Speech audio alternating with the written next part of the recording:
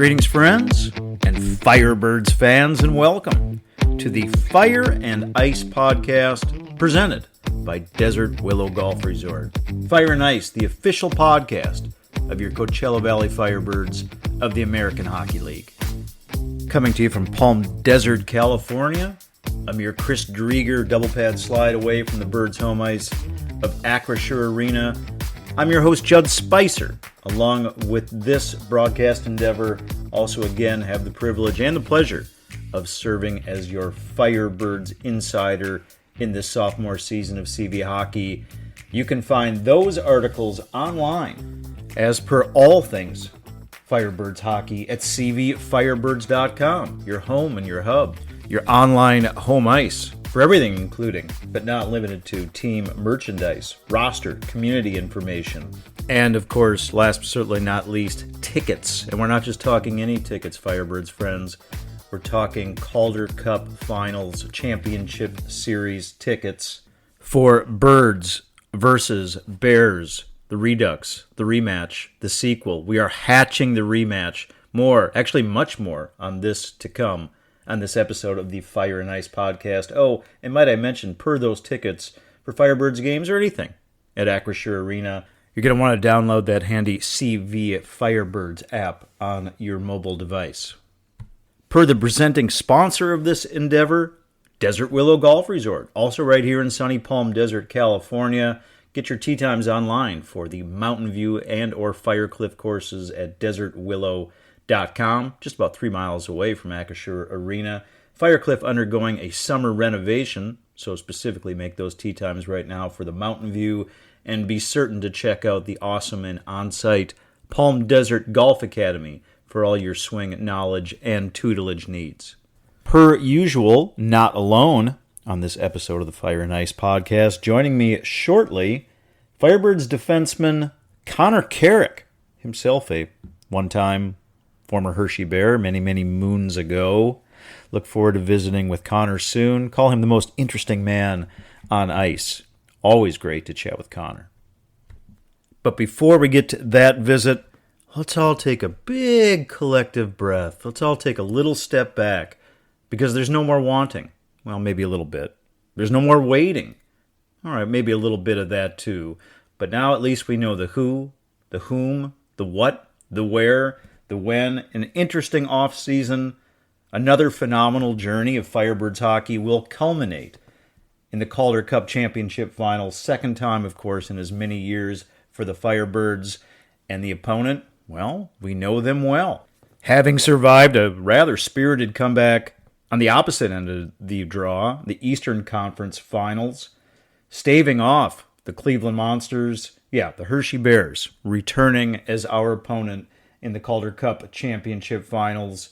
Couple nuggets and notes for you, friends. I'm careful not to call them nougats. I don't want to appease the Hershey fans none too much. With the repeat in these championship finals, Firebirds become the first team since the Maine Mariners of, 1978 and 1979 to advance to the title series in their first 2 seasons of existence, rather. The finals rematch, I might add, is the first in the AHL's Calder Cup Championship Final since 1991, when the Springfield Indians won the latter half of back-to-back title series over the Rochester Americans. On to the schedule for these Calder Cup Championship Finals, and you know what, a brief note, I guess, before I get into the days and the dates and the whereabouts of this final series of the season. This is what we wanted, is it not? We've had that bad taste of chocolate in our mouth for going on a year now, but this is the series we wanted. Had Cleveland ultimately overcome and made some history, I think they would have just been the 4th team in AHL lore to come down from 3 goose in a best-of-7 series. Had that happened, and a spirited effort by the Monsters, by the way, taking that Game 7 to overtime on the heels of winning 3 straight games versus Hershey, that would have given us home ice. That would have been awesome. I mean, ultimately, that's what you want. You want those potential deciding games, those finishing games in your own barn. You want those games in your back pocket. I've wrestled with this over the course of the week, and I know many of you have as well. Did we want that home ice, or do we want the shot at avenging what happened at the closure of last year's season. Provided so many different factors. And you know what? A lot of these things, friends, I should add, you can read about in the new Firebirds Insider article, if I didn't mention that already, at cvfirebirds.com. Don't want to reiterate too much. Don't want to regurgitate too much. That's my CV Firebirds and Hershey Bears Calder Cup Championship Finals preview up and fresh at cvfirebirds.com. But nonetheless, since they're my words, still a couple things I'm going to pull from there. And this is broad. This might be a bit broad. I don't care if it's hockey, if it's life, if it's on ice or off. We all got scars. Some of them are physical. Some of them you can't see. They're emotional scars.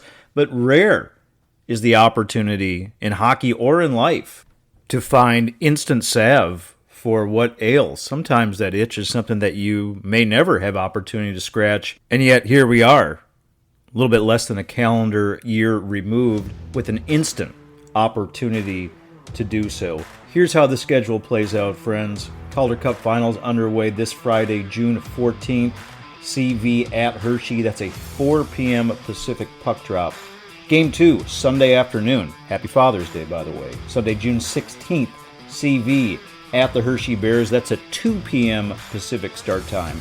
Series then moves back to the desert. Comes yonder west. Game 3, Tuesday, June 18th. Hershey at CV, 7 p.m. start time. Game 4, also at Acrisure Arena. Thursday, June 20. Hershey at Coachella Valley, 7 p.m. puck drop. Now we get into the asterisks, the if necessaries. If necessary, Game 5 would remain here in Palm Desert, California. That's Saturday, June 22. Bears at Birds.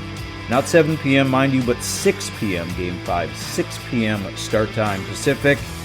If needed, the series would then go back to the right coast. Monday, June 24. Game 6. CV at Hershey, a 4 p.m. Pacific start time. And also, if needed, a deciding Game 7 would be played Wednesday, June 26th. CV at Hershey in the Giant Center, also a 4 p.m. start time. A few more things to mention on said calendar and on said schedule, all of which, because I think it's germane to these proceedings. The Birds ultimately elected, of course, as many of you already know, to head to Hershey, to head east after clinching the Western Conference Finals in dominating fashion 4-1 over Milwaukee. Game 5 was played on Saturday, June 8th. Hershey was up 3-2 in their respective series at that point. Instead of coming back here and then potentially going back to Hershey, Firebirds, of course, went directly to Hershey on what I want to say was Sunday, June 9th. They have been there ever since. Ultimately proved a very savvy move. Otherwise, they would have come back here. They would have waited a couple days. As it turned out, they would have had to fly all the way back across the country to Hershey, and then 4 days later, approximately, fly all the way back to the West Coast.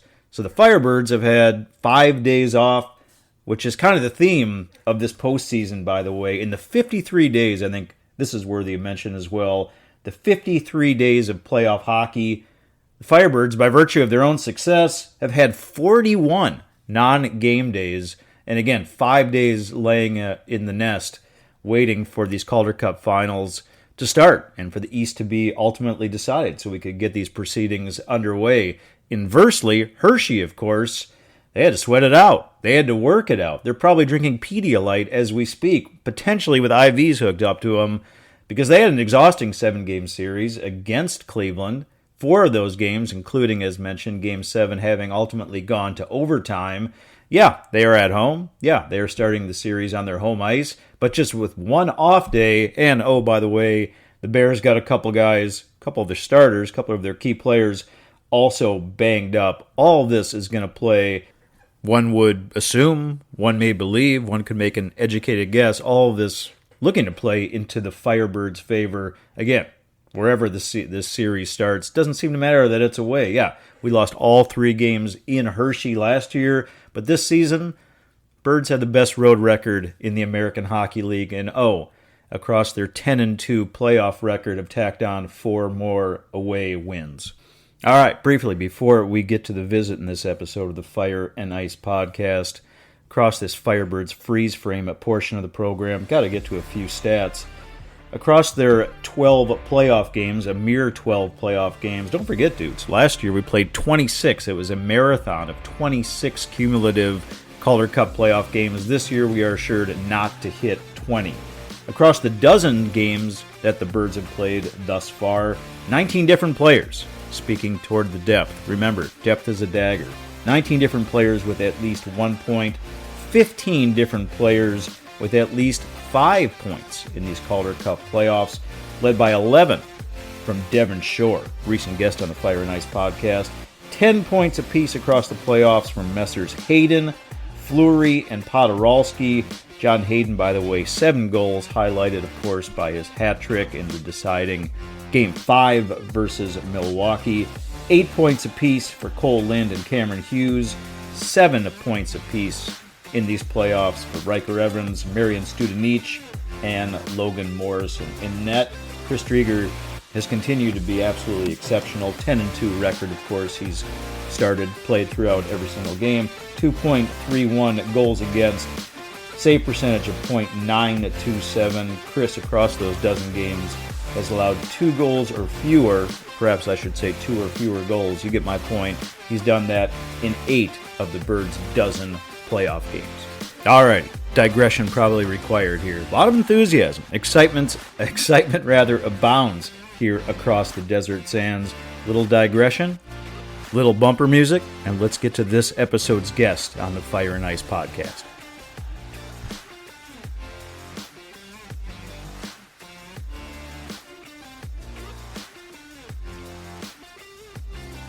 All right, friends. As prefaced, great guest on this episode, this Calder Cup Championship Finals episode of the Fire and Ice podcast, presented by Desert Willow Golf Resort.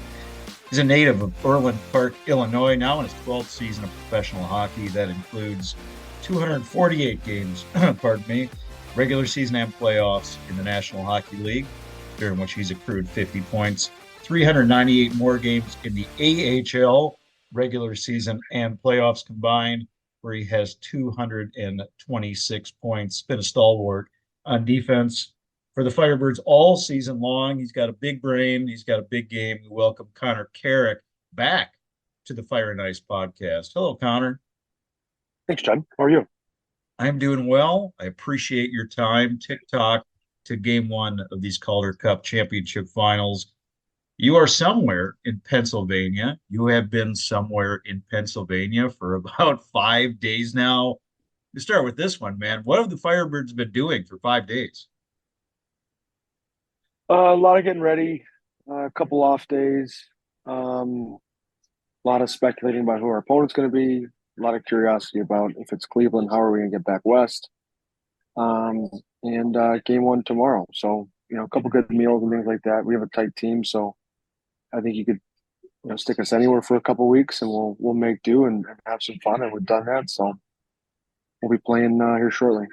I believe I came across one newsy note, this by way of social media, although a trusty source, that you guys, or perhaps some of the Firebirds, I don't know, you tell me, didn't exactly stay in Hershey, but stayed somewhere between like Hershey and Amish country. I don't know exactly. You tell me. Yeah, we were able to find a home. I'll call it that, but that's being modest. It has to be some sort of event space. About half hour, 40 minutes from here. So a couple of us rented cars, and we're like, why don't we go to Costco, grab some steaks, and have everyone out. And they had a pool. It had like a sauna and a cold tub. So it was kind of cool to, just grill out, do the sauna all day. Walk around the property was real beautiful. So there's a little pond down below. You could fish and things like that. It ended up being, we just couldn't believe we landed this gig. It was like, we're like, maybe we'll see what's out there. And we had a 15 out of 10 on it.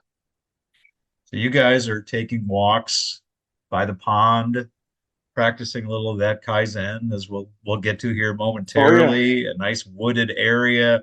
Well, your potential opponents, I think we can still say at the time, they're on somewhere overtime for the 4th time. They're sweating it out through 7 games. It sounds like a nice balance for the Firebird side of it. Yeah, I mean, it is a war of attrition. anytime you're going to play more games, there's some risk involved, and there's a good chance the more playoff teams beat each other up, you're going to lose, key players, and so that was something we were kind of keeping an eye on. And we trust our coaching staff to kind of dissect X's and O's and kind of share player strengths and scouting staffs, and I'm sure they have full books on every player in both series. But we were definitely curious here. Game seven was super suspenseful for Hershey to win three and then lose three. It was really something. And game seven, anything could happen. It seemed like, shot from the point, hits a guy in the gut and on someone's tape. And, and all of a sudden it's a rematch from last year. Go back to the travel momentarily here, Connor. Interesting choice and ultimately a wise one by the Firebirds. I think it was Saturday, June 8th that you guys concluded your series versus Milwaukee. I believe it was the next day where you made the decision to head out east rather than come home. Hershey was up 3-2 at the time. For them to have lost four in a row would have been of historic proportions. I think it's only happened three times in the history of the AHL, as you referenced. Cleveland gave a good run at it, but you guys were potentially looking at coming back here, flying all the way back out across the country, and then just a few short days later coming back here again. Was that decision made by the staff, the coaches, the team as a whole? How did that come to be? I think more of it just had to do with the plane and I know they had to book a plane and it had to leave a certain day, and we were going to pick, to move it. I'm sure would have transacted a huge fee. I'm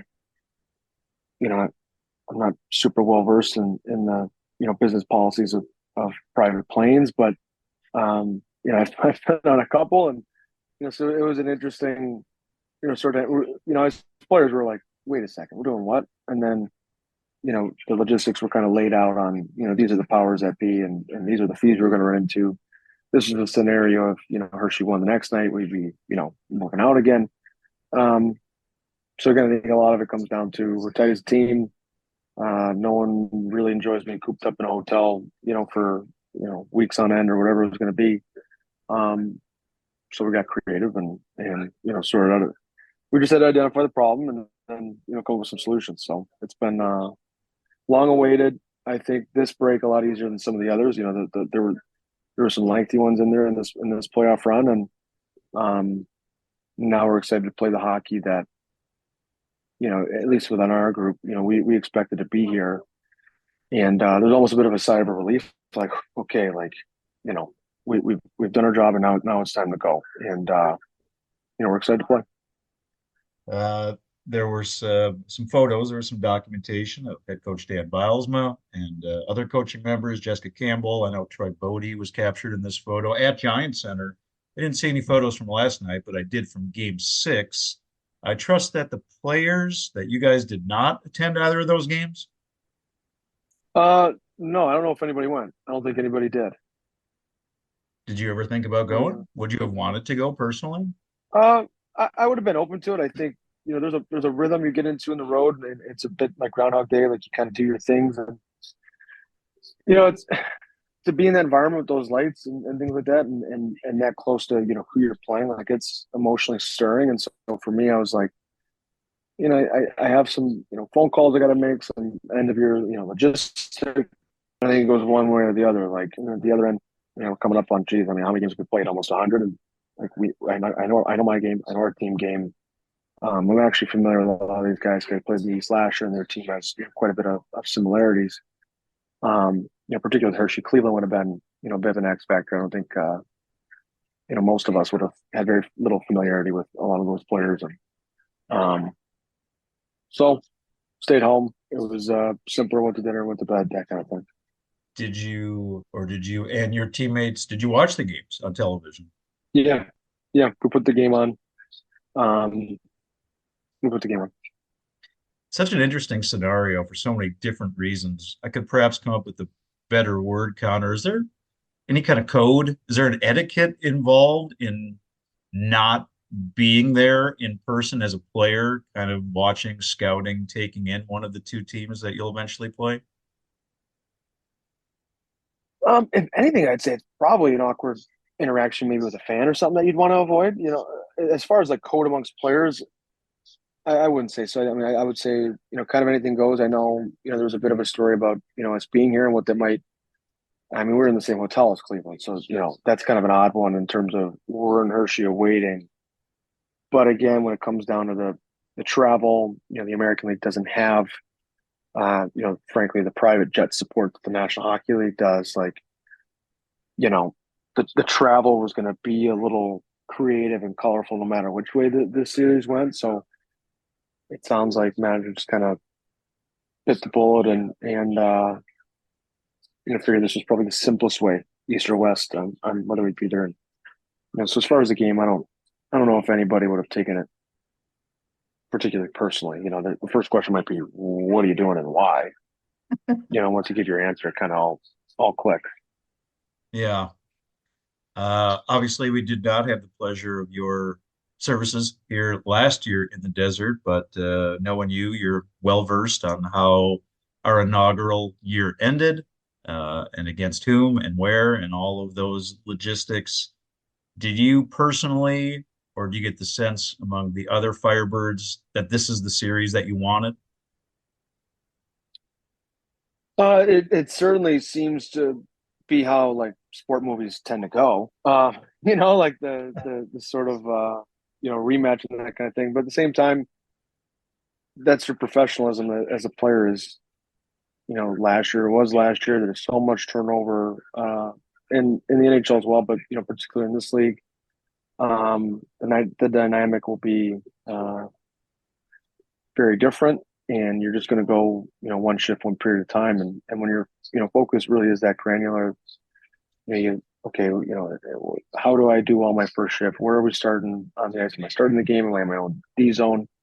You kind of go into with your scouting and you picture a couple plays ahead of time of matchups you might find yourself in and what to do with them, and then that's the trust. You've done all the calculus on how things could go, and now it's time to roll the dice and play the game. So there's no question. I think for certain guys that were on the team last year, I can see where it hurts when you lose that late in your year, and there can only be one winner. So we'll see what happens.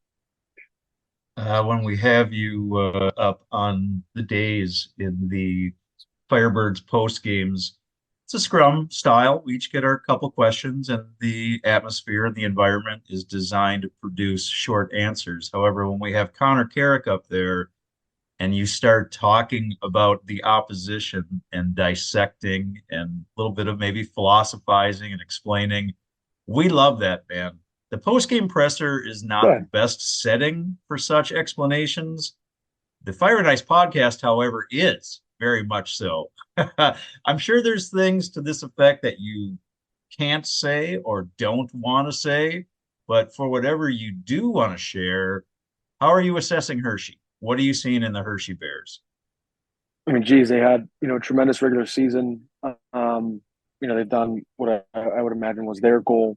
Similar to us, they had high expectations, I'm sure, and wanted to be here.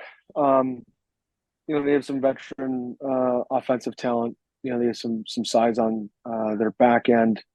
They have a goaltender, who's done a good job, kind of winning key games for them. I know he's challenging Game 6, and that by Todd Nelson. You'll be able to watch the interview and all that. I don't know. We haven't really dove into their game. We had some meetings, about special teams and things like that today. But what I always think is really interesting is, when you're playing a team in the regular season, you talk about their strengths, and you go into that game and you play, and it's over. It's always peculiar is, each team's going to find out areas of the rink in which they're having success, and they might throw a curveball off that because we're having success, they're probably going to take this away, and maybe we should do something else. Or we're having success with this, keep hammering it, don't leave it. So there's a little bit of a cat and mouse that coaches and teams play, and even the players. You kind of find your rhythm in certain areas of the ice and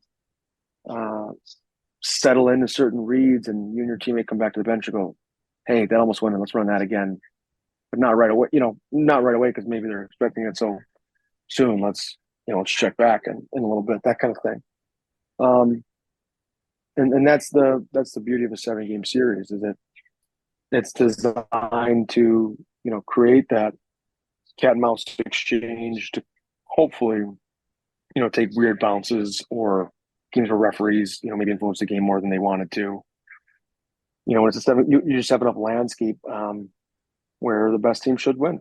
So, that's as a team, we're preparing, one shift at a time to play all 7 games and, to win in that manner. That's kind of your mindset. So you're not shocked by anything. Friends, you're tuning into the Fire and Ice podcast presented by Desert Willow Golf Resort. Coachella Valley Firebirds defenseman Connor Carrick is my guest. Connor, we got to go back into the annals of time here a little bit. This is going to connect a few dots as I see it. You are a former Hershey Bear, played parts of 3 seasons as a Bear from 2013 to 2016. Perhaps the most interesting of which, not trying to put words in your mouth, this is just how I see it on paper, was the 2015-2016 AHL season in which you played for 4 different teams. Correct me if I'm wrong on any of this, man. You played for Washington. Their affiliate, of course, is Hershey. You were ultimately traded that season to Toronto, where you played for both the Maple Leafs and the Toronto Marlies. And so what I tried to, the dots connecting, what I think ultimately happened is that you played for Hershey during the regular season, you were traded, and then come the Calder Cup playoffs, you faced Hershey while you were playing for the Toronto Marlies. Must have been an interesting time for you in all aspects.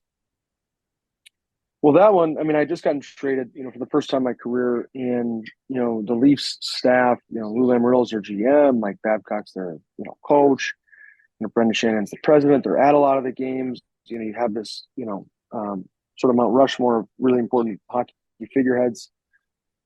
A lot of pressure on my young career. I was, moved over there as a prospect, to go on and make the Maple Leafs. I played a bit after that trade deadline, but that was, kind of the goal the next 2 years.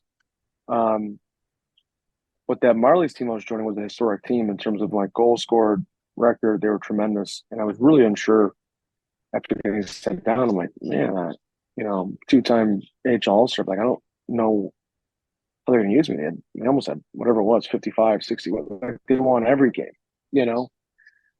And I played a huge role, a lot on the power play, a lot on the penalty kill. Sheldon Keefe was, tremendous, like really impressed with his hockey IQ, really impressed with how dynamic and offensive that team was. And, looking back, I remember the series as, I can say now, like blown by goaltending. We had kind of a goaltending gap. But that really stung. Like, I really thought we were the better team. Hershey went on to win that series and lose to Cleveland, which, it happens. But that was one of those back then, as I look back, like we had a loaded American Hockey League lineup and all of the pieces, all of the depth to win, except for maybe at the goaltending position. And I'm sure, Coach Keefe in his analysis might have other reasons of why we lost. It's a long time ago now. That stung. Like, having been on that Hershey team, and what was odd was right before I got traded, we actually played in Toronto. So we don't usually, cross over much and play the other division in Hershey. I mean, you play Wilkes-Barre like 14 times, you play Lehigh like 14 times. It's almost 30 games. And we had this trip to Toronto, and I mean, I can't remember if we split. I think we lost 1-1, but like the shots were like 52-15 or something. We got absolutely waxed in Hershey. I couldn't believe how, I just hadn't had to defend that hard that often, shift out. In Hershey, we had a good team. And so come, playoffs, I just, it hurt, it stung. I couldn't believe that we had lost that series. The other nugget, or I guess one of the many nuggets from that series, is that, as you referenced, Cleveland won. They were then the Lake Erie Monsters. Yeah. And one of their alternate captains and their top players that year that ultimately felled Hershey in the finals was Trent Vogelhuber, who is now the head coach of the Cleveland Monsters, which you guys were a goal away from facing. could have made even another different storyline in this season. For you in that year, playing for Hershey and then ultimately playing against them in that playoff, are there lessons learned about the Bears that you can take into this series, Connor? I mean, geez, it's so long ago. I mean, culture-wise, the Bears expect to win. They talk about it. There is not a lot of talk of NHL development. Um, it is not an organization historically that, sure, you might be a prospect, but truly you're just another player for the Bears. And it's cool that way. That is the traditional hockey like experience. You're on a team. Your goal is to make that team better, and the coach is the coach, and they can make whatever decisions they so please. With the goal of being winning. It's clear. In the American Hockey League, sometimes you have other motivations and through lines where certain teams are really in it to win, other teams are in it to develop. Whatever their definition of that is. Other teams want to develop through winning, and so it becomes fluid. But Hershey is unequivocally always been our goal is to put banners in the rafters, period. And I think if I remember that Hershey series, there were some older players, particularly that had tough seasons, that kind of their eyes got big and go, okay, it's all starts afresh in the playoffs. And if I can have a good playoff, I can put myself in a good spot. And I remember seeing some of the rejuvenation in their game, from the other side. And then another through line was Lake Erie was Mike Havlin was actually their assistant, who was my first coach in Hershey in 2013, 2014. So that I looked at that and I'm like, holy smokes, I didn't know Mike Havlin was, because he was at Colorado College and things like that. So like, when did he get there? I'm going to screw up his name. You said it was Vogelhuber. That's how you say it. Is it how it's I believe spelled? that's how you say it. I, Yeah. I I skated with him a bit in Minnesota. Actually, I remember his name and his game.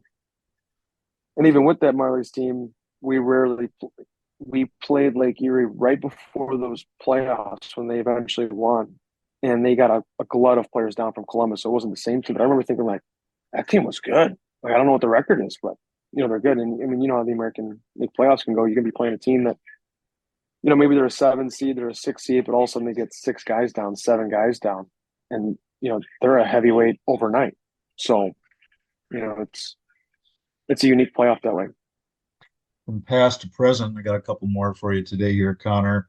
I would admit, I would say I would be guilty of having some personal concern, might be too strong a word, but it certainly came to mind that the now well-documented news, exciting news, deserved news of your head coach Dan Bilesma getting the Kraken job. I wondered if that and all the news and all the noise surrounding that could in some way serve as any kind of distraction toward the Firebirds journey and the Firebirds march toward capturing this Calder Cup. But it is not. It has been the complete inverse. It has seemed to even further galvanize a very tight crew, a very tight unit that is now 10-2 in the playoffs, has won 10 of the last 11 playoff games. Would that be an accurate assessment that it has galvanized your crew even further to get to this stage and hopefully beyond? I think so. I mean, you get the feeling as a player that Dennis is genuinely rooting for you, and I hope that Dan feels, from our team, we genuinely root for him all year long. Without the Seattle job on the horizon, we knew it was always a possibility. People interview for jobs, and I mean, he's Stanley Cup winning Dan Bilesma. If you have a cup to your name and you're in the business of winning as a coach, like there's no job that you're not, shouldn't be considered for. I think so much of it has to do with the explosiveness of our locker room, the social dynamic. We just have so much fun. We're extremely competitive. Even inwardly, like you make a mistake in a game, it sucks, and you don't want to do that, and you let your teammates down, and maybe lose and that kind of thing. But I mean, boy, even in practice with some of these layoffs we've had, you let one of your teammates, beat you. My God, you're going to hear about it. It's just kind of our culture in a funny way, but boy, does it irk you. If you're the guy on the receiving end, you really don't want to give them that chip, that leverage. And so, I think we've understood that we have a very special group. We have guys who are highly talented, guys who are highly professional. Um, and I think really the core of it is that, and I can't say this for every team I've been on, is I really think because we operate that way, like we genuinely love the whole hockey playing experience as a whole. And we've, as a team, continued to use things for our highest good as a group. We've kind of had this, integration of, good, bad, whatever. And made it in this cocktail that can help us. So, awesome for Dan. I'm sure, he's very good at his job, always has been. I'm sure there's new stresses on his plate and phone calls he's taking outside of, what we're doing, but his preparation for us has been, second to none. And we feel wholeheartedly that he's, committed to our group right to the end. So, and he's definitely going to get that from us. As a revisit to the word or the term Kaizen, something that you and I discussed on this program some months ago now. It was toward the beginning of the season. I know that you're a proponent in Eastern belief. This is a simplistic way probably to explain it for those unadorned, but a Japanese philosophy or a mindset of improving a little bit every day.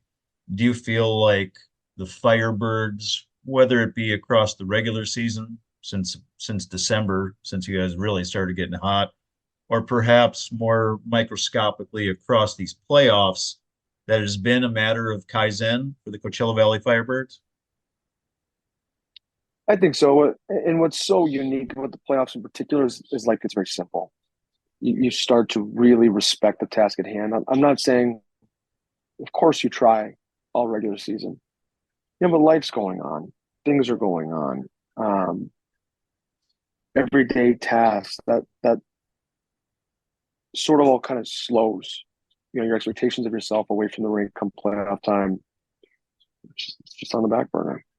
And so what I think it is, we're particularly clear on, what we're trying to do as a team to have success, but we're also acutely aware of, like, how do we deny them, their team, from getting to their game? What are they going to try to do to us? And initiating that cat and mouse game, earlier. I think, in the regular season, you get caught up in, what reads am I making? What's my execution look like? How do I continue to have a good year? And like you kind of go week to week, who are we playing this week? Oh, we're on the road Wednesday, Friday, and we're at home on Saturday. And, the train's kind of moving. Everything in the playoffs kind of slows. And you're just like, just start the first period well tomorrow. That's it. You're really not even worried about winning at this point. You're like, just get out ready tomorrow. Have a good first few shifts. Sink your teeth into them. Feel them out a little bit and get playing. I'll ask you lastly, Connor, probably shortchanged you in the introduction along with all your on-ice accolades. Of course, he is the host of the eponymous podcast, The Curious Competitor with Connor Carrick. Has not been an episode, I believe, since September 2023. So let's say this, kind of a hypothetical for you. If you were to be on this side of the mic, say 2 weeks from now, give or take, and talking about the things that, or thing rather, that we all want to be talking about along that time frame, who would you have as your guest? Which member of the Firebirds would you have as your guest and why? Oh, geez. What I would do is I would do a group, like a good, 4-ball, 5-ball. There'd be a lot of the older guys in there. There'd be some of the, maybe a young guy or two, just, to have their perspective. And it is the nature of the American League thing. You're not, clicky on purpose, but there is a pretty huge age discrepancy. And I think the phrase we've leaned on a lot this year is like, these are the good old days for a lot of us. John Hayden's, we drive to the rink every day. He drives me. He's one of my best friends in New Jersey. He's one of my best friends in the whole world. He's one of the people that, when I think of, oh, geez, I wish my career in Toronto went better. I wish my career in Dallas went better. Like, the cost of that would be losing his friendship. Wow. And, I love being friends with him. And I feel that way about multiple guys on this team. The dream of being an NHL core player where you've got this long-term deal and so do the other guys, and you're the group that you're either going to do it or, forever you have to deal with the responsibility of having not. Gustav Olsson's been in the organization for a few years. Cole Lind I've played with, Max McCormick, Potsy is someone, if you know him for 2 weeks, you feel like you've known him for 20 years. Chris Krieger, obviously on an NHL contract, wants to be in the NHL. Maybe he's sour about being down. Not at all. He's having the time of his life. And so we really have discussed this concept of, boy, these are the good old days. And you come out of the rink and it's sunny in Palm Springs or, La Quinta, wherever you live. And this year has been such a gift in my life. And I've warned my wife, I got to talk to her, I am going to be heartbroken when this year's over, win or not. And it's really going to be heavy. And so if I were in your shoes, I think this year in particular, there's been a unique blend of guys that have had so much fun together, are genuinely rooting for each other. Seattle kind of felt a little distant. They had quite a few call-ups in the first half of the year. In the second half, kind of got quiet and invited some of their younger prospects up for a look and that kind of thing. But we really felt like we were in our own element, with our goal at hand. And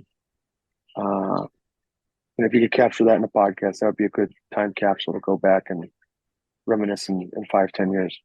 Good answer. And of course, if you had 5 or 6 of your teammates / buddies, it's going to be a long show, but it's definitely one that I would tune into.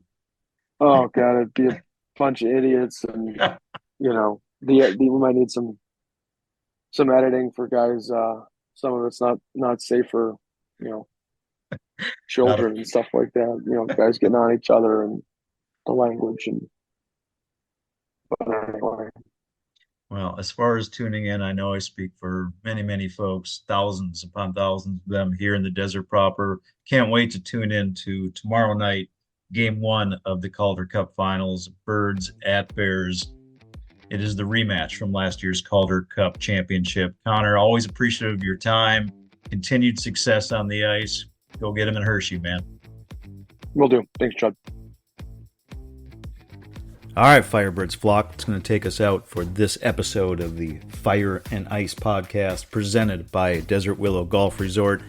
So appreciative of your continued ongoing time, your interest, your ears, your support of this endeavor as we have taken this flight plan together, as we have taken this journey together, culminating now in a return trip to the Calder Cup Championship Finals and a Hatch the Rematch series versus the Hershey Bears. Equal appreciation goes to this episode's guest, Firebirds defenseman Connor Carrick. Always a pleasure to visit or revisit with Connor. Most interesting man on the ice. Again, appreciate him making the time from yonder Hershey, or just outside Hershey, Pennsylvania, on the TikTok before the start of these finals. And of course, ample thanks goes to the presenting sponsor of this endeavor, Desert Willow Golf Resort, also right here in Palm Desert, California. Make it a great putt-to-puck day. Go get your swing on over at DW, and then roll it on over a mere 3+ miles over to the Birds' home ice of Acrisure Arena. What a great day that would be. Get an 18 over at the Mountain View, maybe taking a lesson over at the on-site Palm Desert Golf Academy, and then taking some championship hockey, some Calder Cup Finals hockey over at the Birds Barn. Yeah, it's like a 5-minute drive between the two. Get those Calder Cup Championship tickets, another gentle reminder, at cvfirebirds.com. May I add, hope that you enjoy the Firebirds versus Bears Championship Finals preview, which you can find at that website. And of course, another handy way to get those tickets, and I might add, there are some tickets left. There are not a lot of tickets left. As you can imagine, hot item, hot ticket right now. You can also get those finals tickets via the team app at CV Firebirds. Also an easy way to get parking for Acrisure Arena. Quick reminder of the schedule. The series starts, as we now well know, away on the East Coast at Giant Center this Friday, June 14th. CV at Hershey. Teeny bit of math involved, not necessarily my strong suit, but basically you just subtract 3, East Coast to West Coast. This Friday, June 14th, CV at Hershey. It's a 4 p.m. Pacific start. Game 2 this Sunday at Hershey, June 16th. Birds at Bears, 2 p.m. Pacific puck drop on Father's Day. Next Tuesday, June 18th, Hershey at CV. That's our 7 p.m. Pacific puck drop.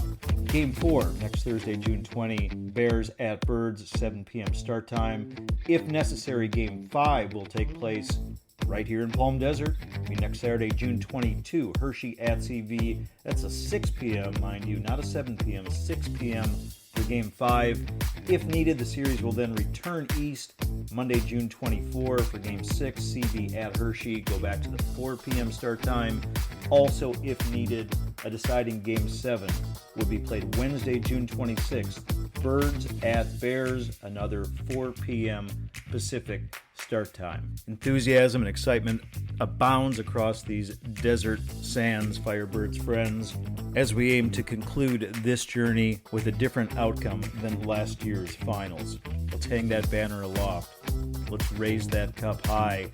I can almost see it in my mind's eye. A lot of work done before we get there, but let's enjoy the rest of this journey together. Thank you again so much for tuning in. And remember, as always, one valley, one team, rising together.